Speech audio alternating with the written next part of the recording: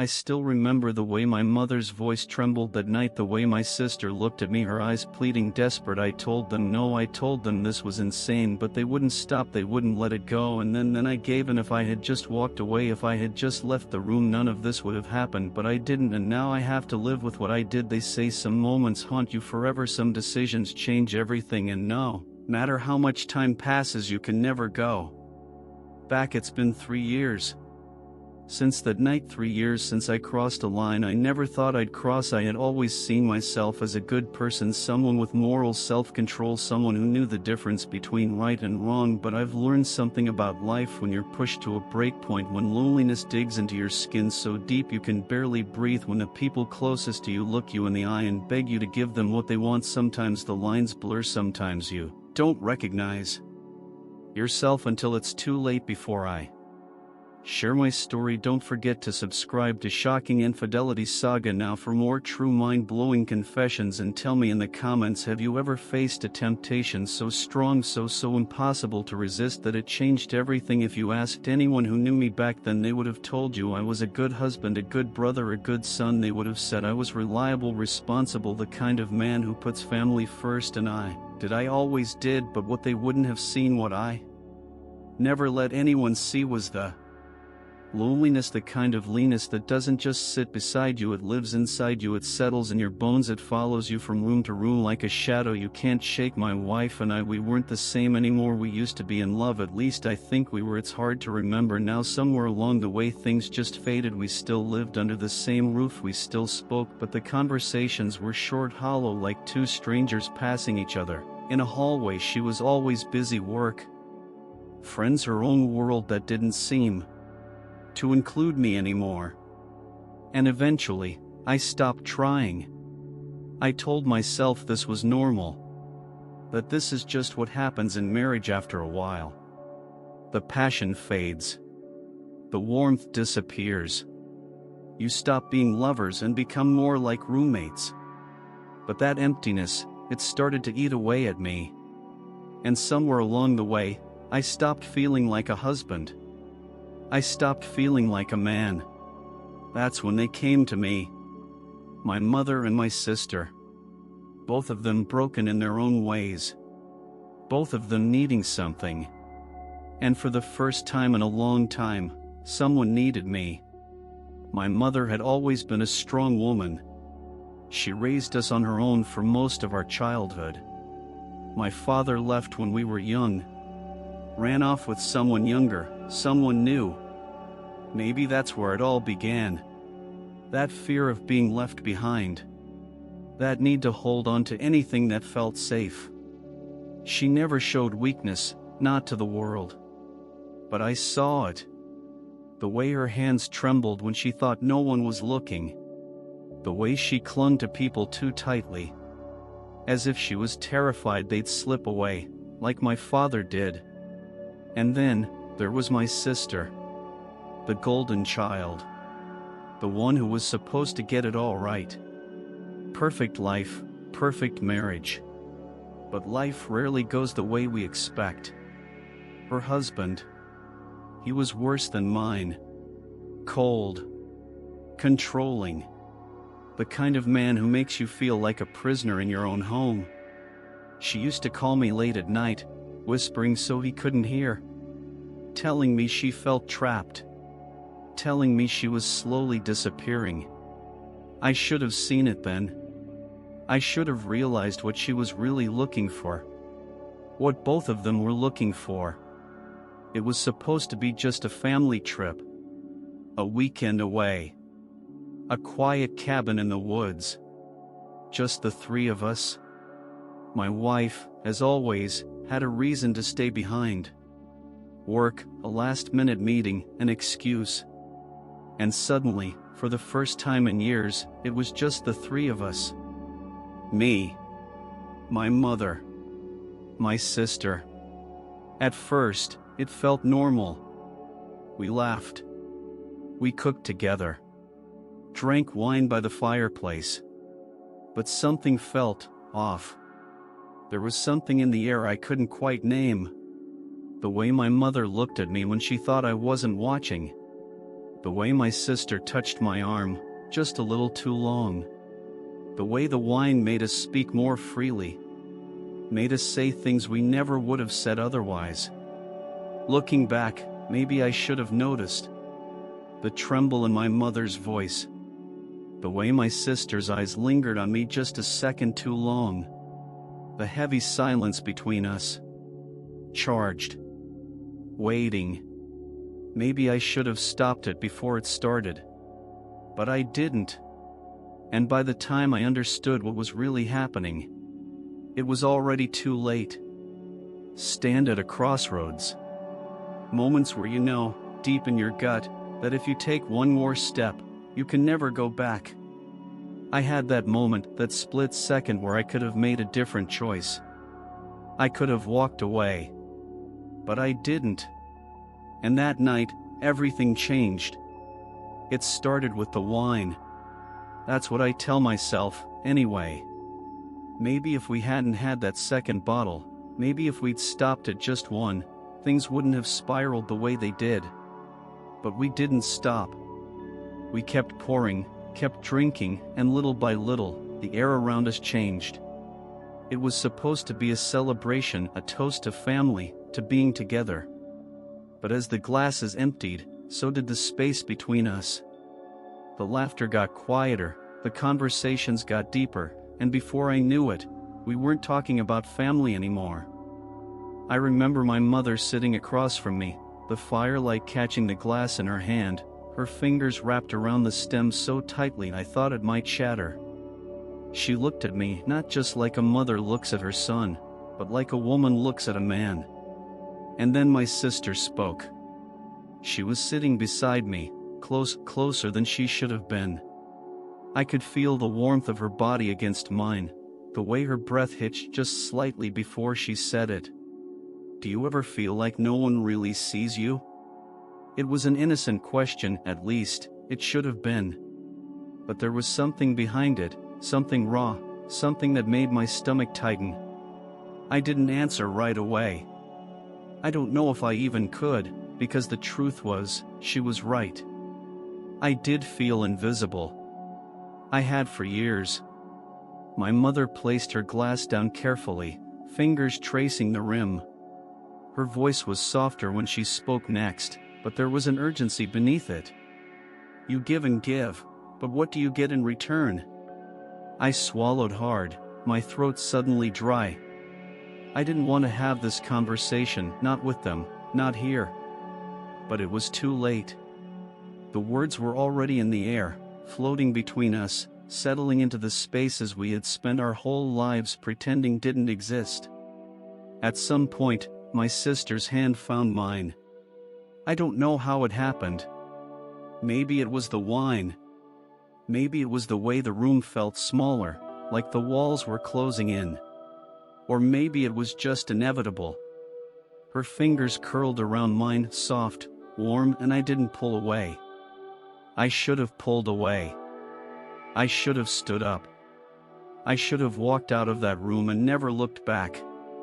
But I didn't. And then my mother said something that made my blood turn cold. You don't have to be alone anymore. She wasn't looking at me when she said it. She was looking at her, at my sister. And my sister was looking at me. There was no mistaking what they meant. No mistaking what they were asking. My heart pounded so hard I could hear it in my ears. My hands were trembling. My mind screamed at me to stop this before it went any further. But then my sister whispered it, soft, so soft I almost didn't hear it. We just want to feel loved. Is that so wrong? And just like that, everything inside me shattered. I told myself I'd never cross the line. But then they said something that shattered my resolve. And that's when I knew there was no turning back. The aftermath. I barely slept that night. I lay in bed, staring at the ceiling, listening to the wind press against the cabin walls, listening to my own heartbeat pounding in my ears. I told myself it was just the alcohol, that we had all had too much to drink, that the words spoken at the table weren't real. But I knew that was a lie. Because when I closed my eyes, all I could see was the way my sister looked at me, the way my mother's voice wrapped around me like a whisper I couldn't shake. We just want to feel loved. Is that so wrong? I repeated it over and over in my mind, trying to convince myself that I had misunderstood, that they hadn't meant what I thought they had meant. But deep down, I knew. I had always known. I wasn't a bad person. I needed to believe that. But that night, lying in the dark, feeling the walls of the cabin closing in around me, I felt something inside me start to crack. I tried to push it away. Tried to remind myself who I was. Tried to hear my wife's voice in my head, though it had been so long since I had heard it with warmth. But all I could hear was my sister's whisper. All I could see was the way my mother looked at me, like I was the answer to something she had been searching for her whole life. And for the first time in years, I felt needed. I felt wanted. And the worst part? I liked it. The point of no return. The next morning, I told myself I would act normal, that I would shake off the night before and pretend it never happened. But when I walked into the kitchen, my sister was already there. She didn't say anything at first, just stood by the counter, her hands wrapped around a cup of coffee, staring at me like she was waiting for something. I could feel it in the air, something unspoken, stretching between us. I opened my mouth to say something, anything, but then she smiled. And for some reason, my stomach twisted, not in fear, not in disgust, but in something else entirely. Something I didn't want to name. That day, we talked more than we had in years, about things we never should have talked about. Regrets. What ifs. The feeling of waking up next to someone who didn't see you anymore. She told me how trapped she felt. I told her I felt the same. And when our mother walked in, she didn't interrupt. She just sat down with us. And the three of us sat there, in that cabin, in that silence, all of us knowing what was happening, all of us pretending we didn't. The fall. It started small. A hand on my shoulder that lingered too long. A laugh that felt too familiar. An embrace that wasn't just an embrace. It was my mother brushing a piece of hair from my forehead, her fingers lingering against my skin. It was my sister resting her head against my shoulder, sighing like she had been waiting for this moment her entire life. I should have pulled away. But I didn't. I told myself nothing had happened, that I had done nothing wrong. But that night, I didn't sleep. I lay awake, staring at the wooden beams above my bed, replaying every touch, every look, every word spoken in whispers. And the worst part? I wasn't just afraid of what I had done. I was afraid of what I wanted to do. Because for the first time in a long time, I didn't feel alone. And that scared me more than anything. The breaking point. I knew it was wrong. But the way they looked at me, the way they begged, how could I say no? And then, that night, everything spiraled out of control. That night, something shifted. I could feel it in the air, thick and suffocating, pressing down on all of us. No one spoke about what was happening. No one dared to put words to it. But the silence was saying everything. We were walking on a razor's edge, all of us pretending we weren't looking down at the fall beneath us. But deep down, I think we all knew we had already started slipping. The inevitable. It happened in the quiet. Not in a dramatic moment. Not in some grand, reckless act. But in something smaller. Something inevitable. I don't even know who moved first. Maybe it was me. Maybe it was her. Maybe it was my mother, watching, waiting, expecting. But at some point that night, my sister and I found ourselves alone.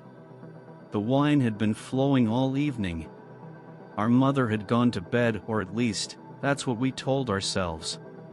The fire had burned down to embers, glowing red in the dim light. And the only sound was the quiet rhythm of our breathing. I should have left. I should have walked upstairs, shut the door, and forced myself to sleep. But instead, I stayed. She looked at me like she was searching for something I wasn't sure I wanted to give her. Something I wasn't sure I could give her. But then she spoke, soft, hesitant. "We shouldn't be doing this." Her voice was trembling. But she didn't pull away. And neither did I. The confession. It wasn't just about desire. It was about something deeper. Something more dangerous. It was about need. I needed to be wanted. To be seen. She needed to feel something, anything other than the suffocating emptiness she had been drowning in for years. We were two people starving for something we couldn't name. And in that moment, it felt like we were the only two people in the world. But the guilt was there, too. It sat between us like an unwelcome guest. The voice in my head was screaming, begging me to stop, to pull away, to remind myself that this was wrong. But another voice, one that had been buried deep for years, whispered something else. It told me that this was inevitable. That it had always been leading to this moment. And I didn't know which voice to listen to. End scene. The story cuts off here, leaving the final fate of the narrator unresolved. Final notes.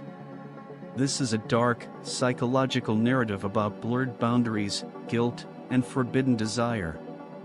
The writing is tense, intimate, and deliberately unsettling. The fragmented structure mirrors the protagonist's unraveling mental state. Listen to me anymore. The next morning, everything should have felt different, but it didn't. Not at first. We acted normal, or at least we tried to. But the way she looked at me across the kitchen table, the way our mother watched us a little too closely, like she could feel the change in the air, I knew we were already slipping. And the worst part? Some small, reckless part of me didn't want to stop. There was a thrill to it, a dangerous, intoxicating thrill. The secrecy, the stolen glances, the knowledge that we were walking a tightrope, that we could fall at any moment. It made my heart pound. It made my skin burn. But beneath the thrill was the fear. The fear that someone would see, that someone would know. And worse, the fear that I wouldn't care. It wasn't just between us anymore. People started to notice. The way we stood too close, the way our conversations carried something unspoken beneath the words. The way my mother would watch us with that knowing look, like she had seen this before, like she had been waiting for it. And then we slipped. It was a mistake. A moment of carelessness. A touch that lasted too long, a glance that lingered when it shouldn't have. A slip up. And suddenly, we weren't the only ones who knew anymore. I thought we had control. I thought we could keep it between us. I thought we could stop whenever we wanted to. But then my sister said something that changed everything. Something that made my blood run cold. Something that made me realize there was no going back. There comes a moment where you realize you've gone too far. That no matter what you do, no matter how much you tell yourself you can stop, you won't. I had been telling myself for days, maybe even weeks, that I had control. That this was something we could keep contained. That as long as no one knew, as long as no one said it out loud, it wasn't real. But then she said it. My sister. She looked at me, her voice quiet, trembling, but there was something else in her eyes. Something dangerous. And she said, "You don't have to go back." Back. Such simple words. Words that turned my blood to ice. I tried to laugh, to brush it off, but she wasn't smiling. She wasn't joking. Her hands were gripping the fabric of my shirt, knuckles white. "Stay," she whispered. "With us. With me." And in that moment, I knew this wasn't just a mistake anymore. This was something else. Something I didn't have the strength to walk away from. Or maybe I didn't want to walk away. We didn't hear the footsteps. Or maybe we did, but we ignored them. Maybe we were so wrapped up in our own world, our own delusion, that we didn't realize we weren't alone until it was too late. Until my mother's voice cut through the air like a blade. "So, you've made your choice." I turned, my heart slamming against my ribs. She was standing in the doorway, watching, waiting. And the look in her eyes, it wasn't shock. It wasn't even anger. It was something else. Something worse. I expected her to scream. To accuse us. To stop us. But she didn't. She just stood there, watching. And then she whispered, "It was supposed to be me." The room tilted. I felt like the ground had been ripped out from under me. I thought I had misheard her. But then she said it again. It was supposed to be me. Not her. And that's when I realized. She had been waiting for something, too. The weight of what she had just said, it crashed down on me like a wave, drowning me in something I didn't understand. Or maybe I did understand. Maybe I had understood from the very beginning. And maybe that was the worst part. Because when she stepped forward, when she reached out, when her fingers trembled against my face, I didn't pull away. I should have. I should have run. I should have burned that cabin to the ground before I let this happen. But I didn't.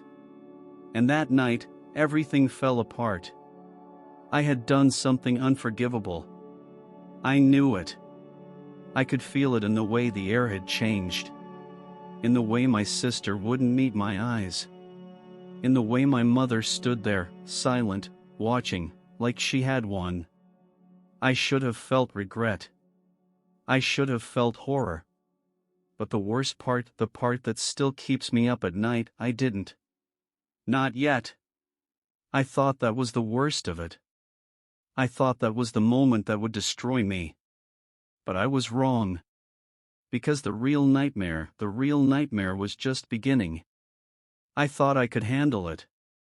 I thought we could keep it between us. That if we just acted normal, if we just carried on like nothing had happened, it would fade. Disappear. But secrets like this don't disappear. They fester. They grow. And no matter how hard you try to bury them, they always find a way to the surface. The next morning, everything felt off. The air in the cabin was different. Thicker. Heavier. Like the walls had soaked up what we had done and now they were pressing it back onto us. We didn't speak about it. Not directly. But I could feel it in the way my sister wouldn't meet my eyes. In the way my mother hovered a little too close, watching. Always watching. I told myself it was just in my head. That I was imagining it. But then the mistakes started happening. It was little things at first. The way my sister's hand brushed against mine at the breakfast table and lingered for just a second too long. The way my mother spoke to me in a tone that was different now, something almost possessive. The way I flinched when my wife called me, as if she could somehow hear the guilt in my silence. I told myself no one noticed. That no one could possibly put the pieces together. But then the first crack appeared. It happened over dinner. A simple conversation. My mother, my sister, and I sitting at the table. And my mother, calm, casual, looked between the two of us and said, "You two have been awfully close lately." The room went still. My sister's fork clattered against her plate. My pulse pounded in my ears. I forced a laugh. Forced myself to say something, anything, to make it sound like a joke. But my sister, she said nothing. And my mother just smiled. Like she knew. That was the moment I knew.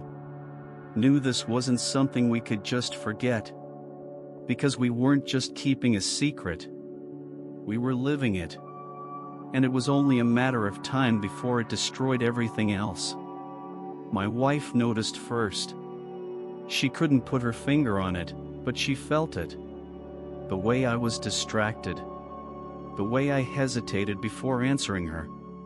The way my phone sat in my hand just a little too long before I replied to a message I shouldn't have been getting in the first place. One night, she asked me outright, "Is there someone else?" And for a second, a brief, terrible second, I almost told her. Not because I wanted to confess, but because I wanted out. My mother, though she wasn't afraid. She didn't act like someone who had something to lose. If anything, she acted like she had one. She watched me carefully, every word, every movement, like she was waiting, like she was testing me. And then, one night, she said something I still hear in my head over and over again. She leaned in close, her voice barely a whisper, and said, "You're one of us now. There's no going back." And the terrifying thing? A part of me believed her. I wasn't myself anymore. I had become something else, something I didn't recognize. The guilt should have been crushing. It should have broken me. But it didn't. Because at the heart of it, buried beneath the shame, I didn't want to stop. And I think they knew it. I think that's why they never asked me to. I thought we had control. I thought we could keep this contained. I thought we were careful. But then someone found out. How did it come to this? I ask myself that question every day. How did I become this person? How did I let it get this far?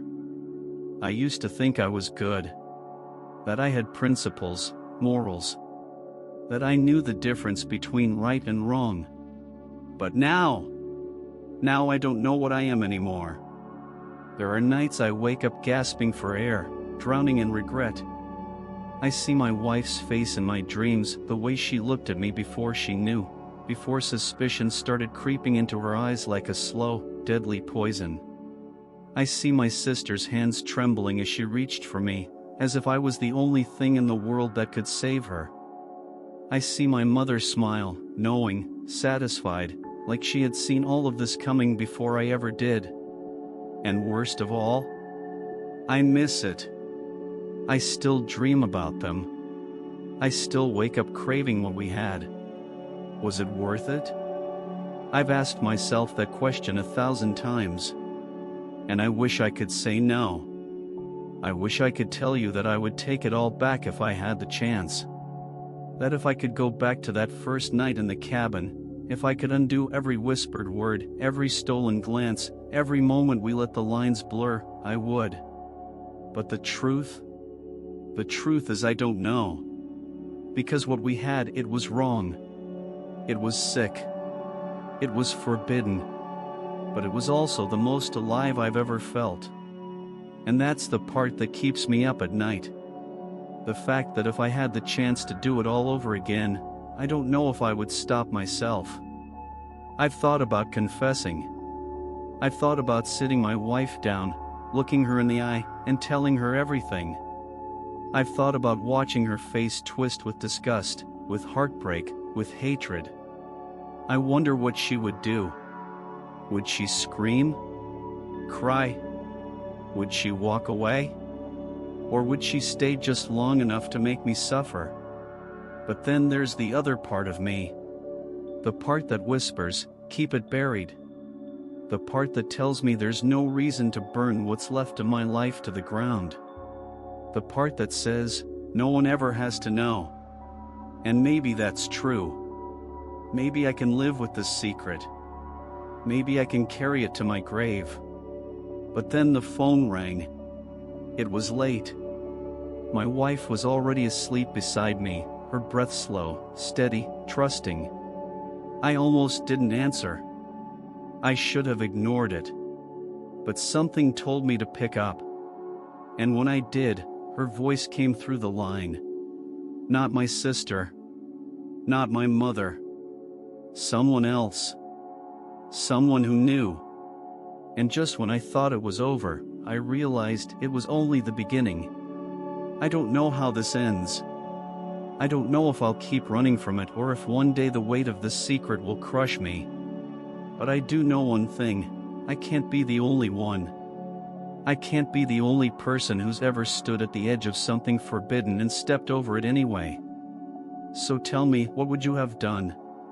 If you had been in my place, trapped between guilt and desire, between loyalty and temptation, would you have walked away? Or would you have done what I did? I read every comment, every story, every confession. Talk to me. Because maybe, just maybe, I'm not alone in this. If you want more stories like this, more truths that people don't dare to speak out loud, like, comment, subscribe. This is Shocking Infidelity Saga, and I have so much more to tell you. Loneliness makes you do things you never imagined. It takes the parts of you that you thought were unshakable and it breaks them apart. It whispers in your ear, telling you that the rules don't apply anymore, that just one moment, one touch, one decision won't change everything. But that's a lie. Because some mistakes you can never take back. Be careful what you give into. Because some temptations cost everything.